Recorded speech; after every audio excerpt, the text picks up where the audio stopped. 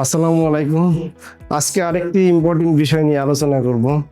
সেটা হলো যে অনেক বাবুদের দেখা যায় একটি অন্ডকোষ অথবা কোনো অন্ডকোষ থাকে না। কিন্তু একটা মজার বিষয় হলো অনেক মা বাবা কিন্তু এটা বুঝতেই পারে না, আমাদের কাছে 8 বছর 9 বছর নিয়ে আসে। কিন্তু না, এই জিনিসগুলি অবশ্যই খেয়াল করা উচিত। তবে এখন সবাই জন্মের পরেই একটা শিশু বিশেষজ্ঞর তত্ত্বাবধানে থাকে দেখে এই রোগগুলি অনেক আগেই ডায়াগনোসিস হচ্ছে। কিন্তু তাহলে আমরা কিভাবে বুঝবো, একটা সাধারণ মানুষ কিভাবে বুঝতে পারবে যে তার বাচ্চার অন্ডকোষটা উপরে আছে? একবার সিম্পল বিষয় হলো যে অন্ডকোষ যদি না থাকে তাহলে ওই পাশের অন্ডথলিটা ভালো মতো তৈরি হবে। আপনারা খেয়াল করে দেখবেন যে দুই পাশের অন্ডথলিটা ঠিক মতো আছে কিনা। যদি না থাকে অন্য বাচ্চাদের সাথে মিলিয়ে দেখবেন, যে আপনাদের বাসায় যদি অন্য কোনো ছেলে বাচ্চা থাকে তাদের সাথে মিলিয়ে দেখলে আপনারা বুঝতে পারবেন যে অন্ডথলিটা সুন্দর মতো ডেভেলপড আছে কিনা।